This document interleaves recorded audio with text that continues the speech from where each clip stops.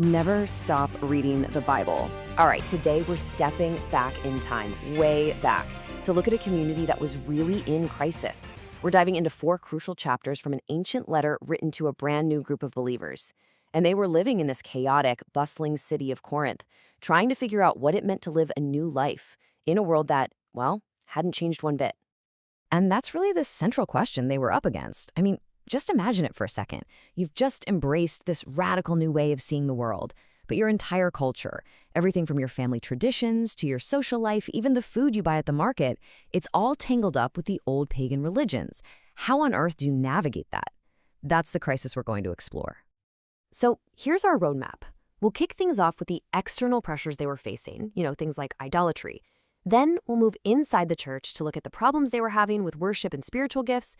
And then, this is the best part, we'll see how the author pulls it all together with a single, incredibly powerful solution.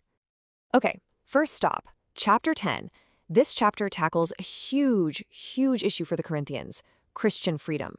Specifically, the question was, can we eat food that's been sacrificed to idols? Now, that might sound like a weird, distant problem to us, but for them, it was an everyday dilemma. So what was the real issue here? Well, these new converts were finding it super hard to break away from their old cultural habits. See, going to feasts at pagan temples wasn't just religious. It was a huge part of your social life, your business life. So of course they were asking, hey, I'm free in Christ now, right? So can I just go? Does it really matter? Now, what's so fascinating is how the author responds. He doesn't just give them a simple yes or no. Instead, he uses their own history as this powerful analogy. He takes them all the way back to Israel's exodus from Egypt and frames it as a warning. Their escape? That was about separation. Crossing the Red Sea? That was like their baptism. The miraculous food and water in the desert? All symbols of their new spiritual life. The message was crystal clear. You've been set free from that old life, so why would you go back? And this gets to the heart of it. True freedom isn't about your right to do whatever you want.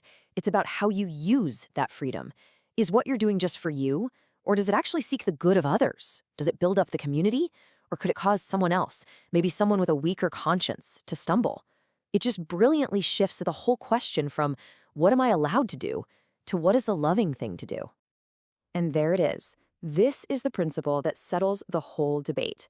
The ultimate test for every single action isn't about personal liberty, it's about the glory of God, which, as they were learning, is completely tied to the well-being of the whole community.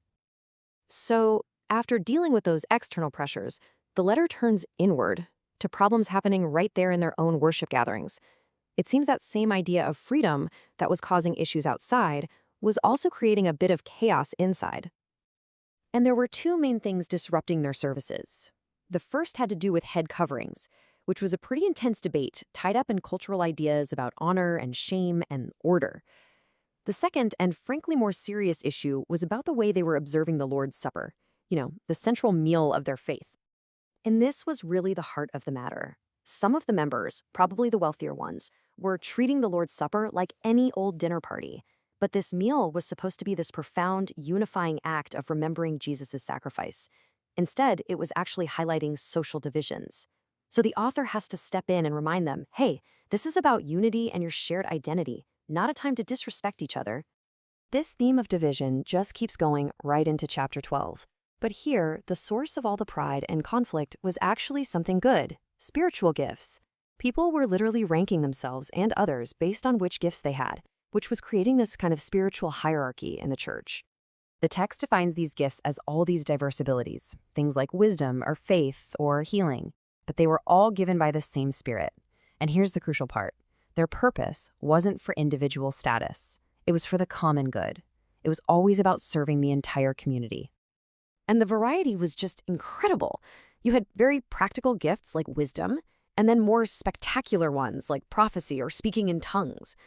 And that very diversity was causing the problem. People with the more showy, visible gifts were kind of looking down on those with the less obvious ones. So the community was completely fixated on all these different gifts, ranking them, comparing them, and creating all this division. But they were missing the most important part, that all of these amazing, diverse abilities came from one single unifying source. The author uses this fantastic analogy of a body. The eye can't just say to the hand, I don't need you. Every part is different, sure, but every single part is essential.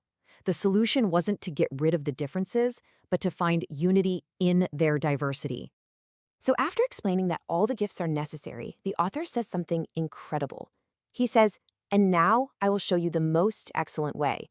And this brings us to the absolute climax of the whole argument, chapter 13. This is the ultimate solution that reframes everything we've talked about so far. And where does this solution begin? With a simple, foundational quality: patience. For a community that's struggling with division and self-promotion, this is presented as the absolute starting point. And from there, he adds that love isn't just passive, it's actively kind. It's a goodness that you express toward other people. And then you get this, the direct antidote to the problems tearing Corinth apart. Love does not envy. It does not boast. It's like love is the operating system that makes all the gifts and the entire community finally work the way they're supposed to. And this is that famous, beautiful conclusion. Faith and hope, they are absolutely essential. But love is the greatest. Why? Because it's the eternal principle that gives meaning to everything else. Prophecies, they'll cease. Tongues will be stilled. But love never fails. So as we wrap this up, you can see how this one amazing chapter gives the answer to all the previous ones. How should you use your freedom? Lovingly. How should you conduct worship? Lovingly. How should you view spiritual gifts? You guessed it, lovingly. And so the text leaves us with this timeless question, one that is just as relevant for us today. In our own communities, in our own conflicts, what does it truly mean to choose this more excellent way? Thanks for joining us for this deep dive from the Center Studio.